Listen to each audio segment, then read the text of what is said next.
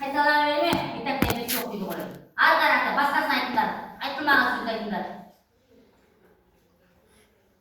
Сен өте әдемі қызсың, ақылды қызсың, көрікті қызсың деп.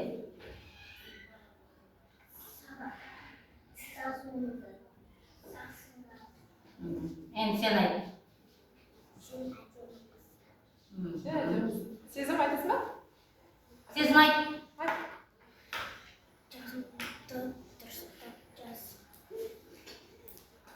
Болды ма? Айым сен айтасың ба сезімге? Айтпасымен жарайды. Балалар, бүгінгі біздің тәрбие сағатымыздың тақырыбы бүгін қай күн? 15 қараша. Осы балалар алда келе жатқан 15 қараша бізде валюта күні, яғни теңге. Бізде ақша бар ғой? Иә? Сол теңге деп аталады ғой бізде. Теңге. Сол теңге күні бізде 15 қараша теңге болып табылады. Яғни біздің теңге ол біздің ұлттық мақтанышымыз болып келеді. Енді қазір мен сендерге осы теңге туралы қызықты ақпараттар айтатын боламын. Жалпы ерте бізде заманда, яғни осы біздің заманымызға дейінгі дәуірлерде теңге бізде ақша болмаған. Оның орнына бізде малмен, одан кейін бізде түрлі бағалы заттармен айырбас болған, иә? Яғни менде егер де мал болса, менде қой болса, мен біреуден бір зат сатып алғым келсе, мен сол қойды айырбастаймын. Мысалы мен Айлиннен бір көріп қалдым, әдемі жемпір көріп қалдым, менде қой бар, иә? Сол мен қойды Айлинге беріп, Айлин маған жемпір береді. Солай айырбас түрде өткен болады. Ал біз 1991 жылы біз тәуелсіздігімізді алдық қой. Қазақстан мемлекеті болып жарияландық, иә? Сол жылдан бастап бізде өзіміздің теңгеміз болу керек деген бізде ұғым қалыптасты. Содан кейін сол 91 жылдан бастап бізде зерттеле келе, біздің ғалымдарымыз зерттей келе,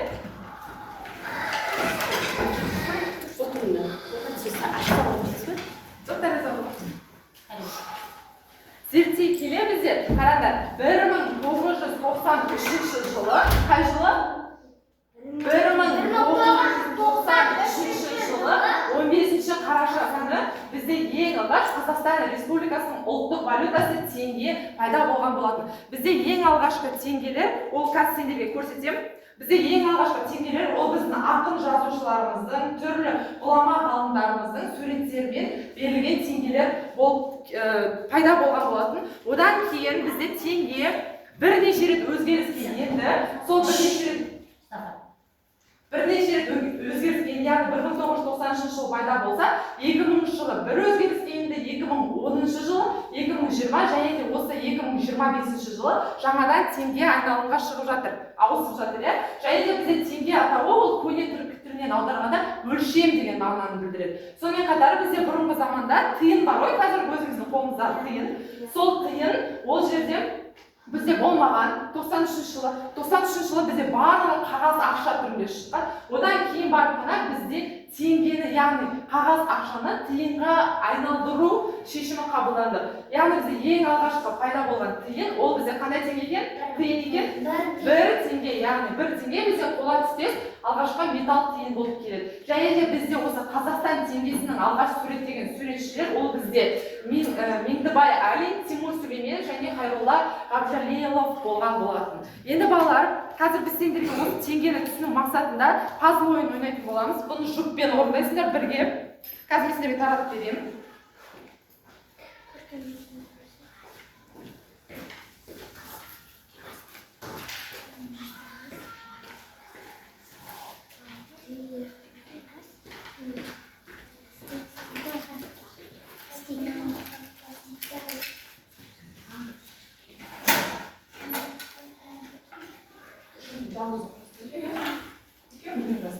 Бұл жерде балалар біз осы күнге дейінгі қолданыста болған теңгемен қазіргі осы 2025 жылы өзгеріске енген теңгенің суреттері бар. Осыны құрастырасыңдар да, және де айтасыңдар, бұл қанша теңге екенін, және де ескі ақшаға немесе жаңа ақшаға, соны маған айтасыңдар.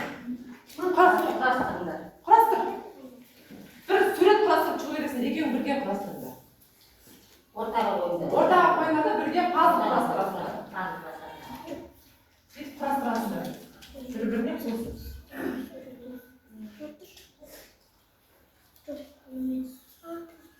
Екеуің бірге құрастырасыңдар, бірге болады екеуің. Бөлек емес. Бөлек болса шықпай қалады. Құрастыр, сурет шығарасың, бір сурет. төлейтін Ақшаны шығарсың. төлейтін шығармын. Мен 5 теңгеден. Кімдікі 10 мың теңгеге. Дұрыс, молодец. Сендердікі 5 мың теңге, сендердікі 1000 теңге.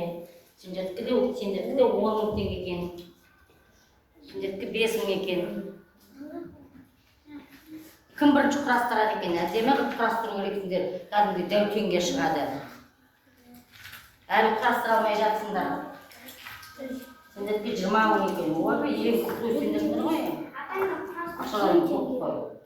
Бірге құрастырасың, бірге. Бірге құрастырасың, бөлек емес. Бірге құрастырсаң 1 теңге болып шығады. Мен бірде оны дұрыс бастады. Мынау бастаны дұрыс. Енді екеуің ортасын құрастыру болады.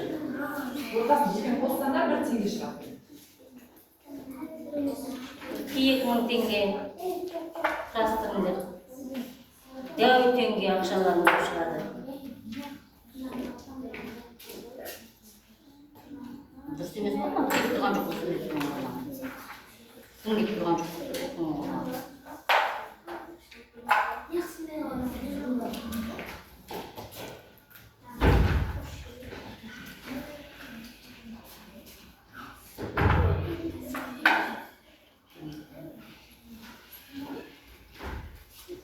Кетіңдер салбастыр. Абай болдым. Молодец, құрастырмақшы ма? Мықты, молодец.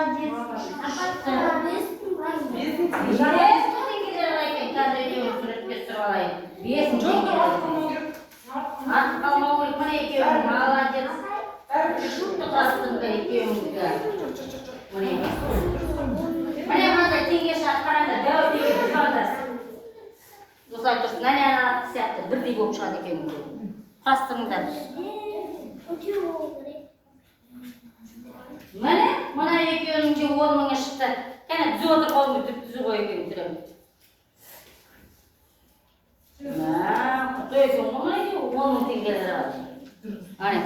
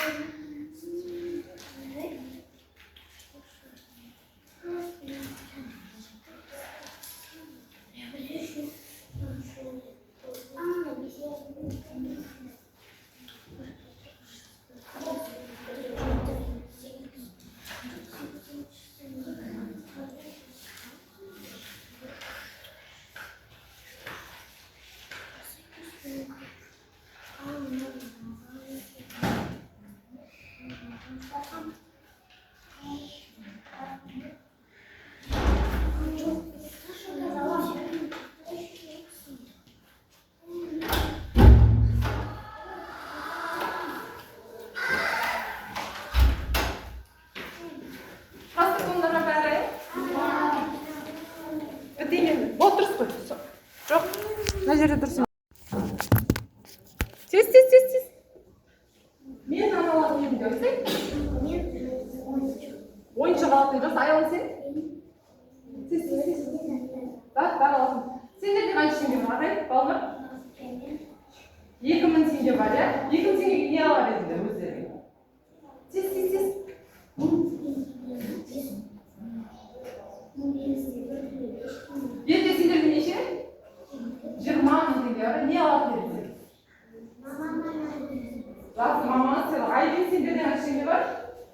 мына 10 теңге, иә? Мен 10 мың теңгеге пластмасс асық аламын. Асық? Пластмасс жақсы, айлесен? Сіңіліге ойыншық алатындар, жақсы. Дархан, сендерде неше теңге бар? Мұстафа?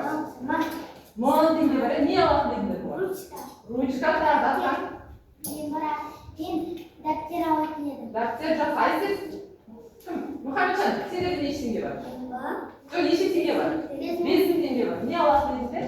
Мен мамама гүл алдым. Жақсы, айлесен сен? Скутер алатын, жақсы. Сендерде неше теңге бар? 500 теңге бар. Не алатын дегендер 500 теңге? Не? Мороженое. Мороженое, иә. Атлет сен? Сорға алатын, жақсы. Сенде неше теңге бар? 10 мың теңге бар, иә? Не алатын енді 10 мың теңге?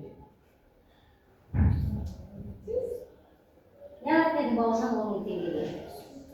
Скутер, жақсы. Әдет можете сказать? Не аласың? Да. Қыздар, сендерде неше теңге бар? 5 теңге, иә? Не алатын енді 5 теңге? Гүл. Сен не гүл ма? Сен жақсы. Осындай ақшалар болса алатын еді, иә? Енді балалар. Өте алып беремін деп мамама айфон телефон алып беремін. Айфон алып бересің ба? Жақсы. Жарайды. Енді балалар қазір қараңдар. Мына сурет көріп тұрсыңдар ғой, иә? Мына көп біздің оң қолымыз, мынау сол қолымыз, иә? Бағым. Мұстафа. Қараңдар. Бәріміз қолымыз көтереміз, де қолымызды. Сіз былай ұстаңдар, екі қолды. Аяғыма деген соң тұруым бересің. Аяғым ішінде әнші киіп бар. Көзге тұрады. Бәріміз де қолымызға көтереміз. Осы қимылдарды қайталаймыз, қараңдар. Барлығымыз, кім шатаспай істейді, кеттік. Келесі. Екі қолымызбен бірдей. Жоқ, міне екі қолымызбен. Екі қолымызбен бірдей істейміз. Кеттік, бірінші, былай, кеттік. Бәрін істейді. Екінші. Үшінші. Төртінші. Бесінші. Болды, жарайсыңдар. Енді балалар біз жаңа айттық қой, теңге қай жылы енгізіліпті дедім? Жоқ.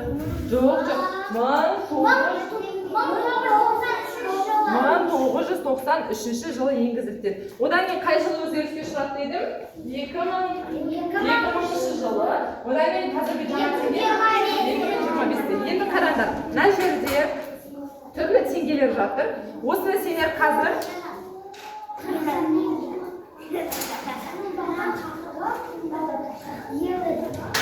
осыны келіп, енді тез жабыстырамыз, иә? Бұл қай жылғы теңгеге жатады мына жердегі теңгелер?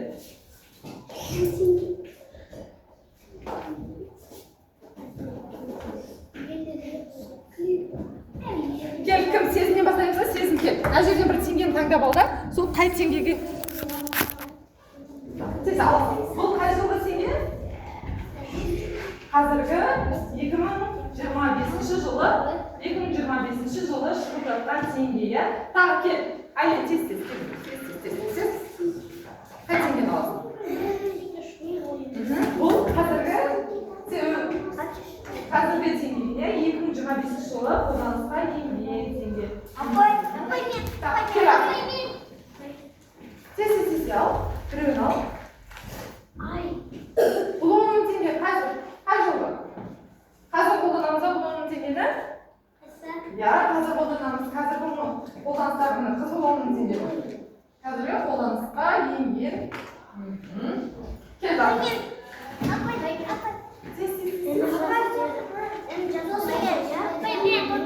Бұл қай жылғы бізде? 2010 жылға болған 10 мың теңге кемді. Дұрыс, Дархан жібересің. Кел бақы, тез. Бір теңгені ал. Бұл қай жылғы болған теңге бізде? Ескі, яғни 2010 жылғы болған теңге. Жабыстыр. Кел Бауыржан, жабыстыр. Тез. Бұл бізде қай жылғы теңге?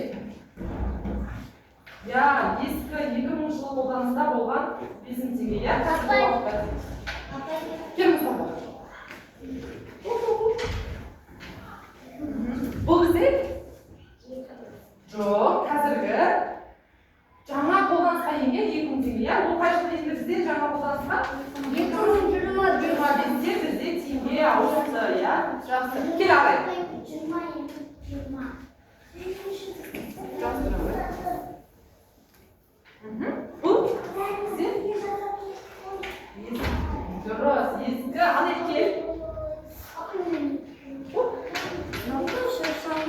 Ya бұл бізде ең алғашқы теңгелер екен, ya ең алғашқы. Мына кім сөйледі екен білесіңдер ма? Әл-Фараби. Әбу Насыр Әл-Фараби. Кел Асима.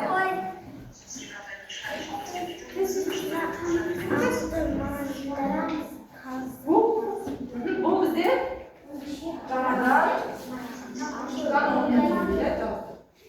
жаңа банк бар, ya бізде.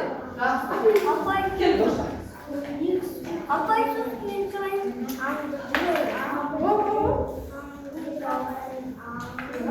Бұл бізде қай жылғы? Ya жаңадан шыққан 20 мың теңгелік екен, ya.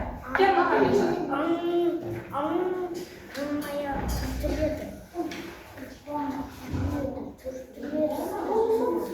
Сол қай жылғы 2000 теңге? Ya қай жылғы? Ya 2000 жылдардағы 2000 теңге екен. Дұрыс. Кел Айсен.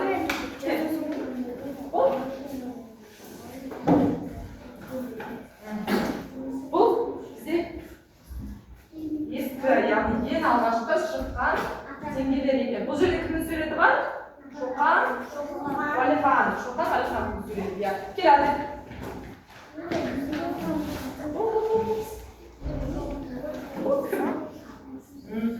Бұл бізде қай жылғы теңге?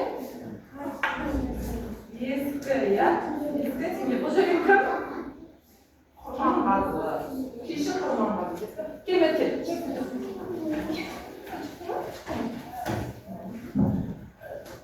Жүрегін ал.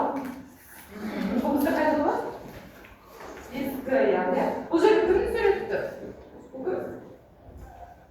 Қазақтың ұлы ақыны Абай Құнанбаев, ya. Ерке келе ғой.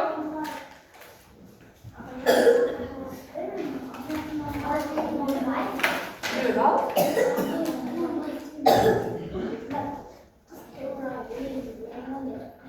Ескі, ya. Кел соңғысына келеді. Кел Айдол.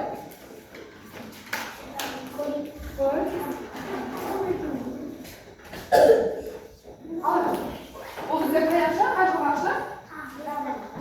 1990 жылы ең алғашқы. Сонымен енді балалар қараңдар. Енді теңге қай жылы еніпті соны айтайықшы. Қай жылы қолданысқа еніпті? 1990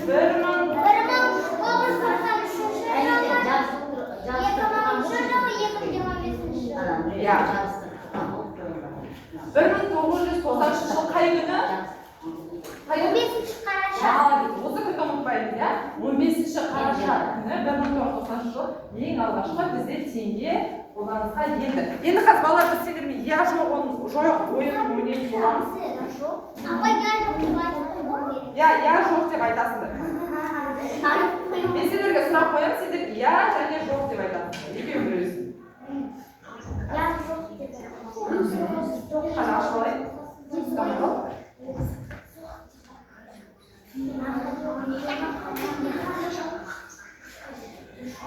Менде ручка бар.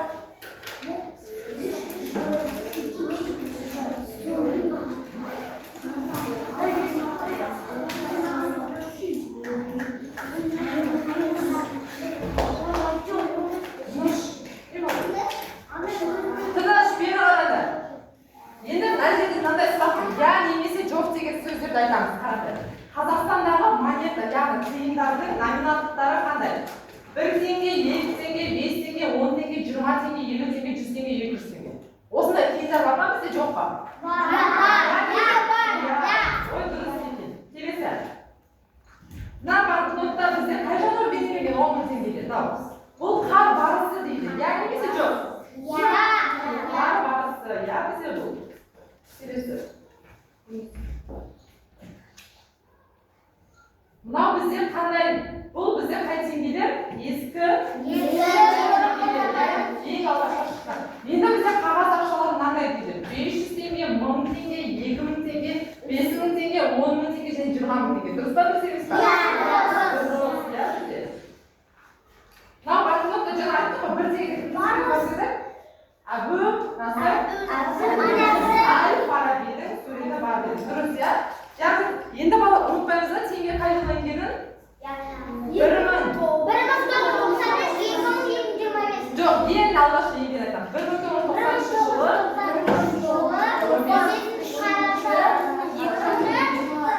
Ал енді біздің аптаның дәйек сөзін айтыңызшы. Тура.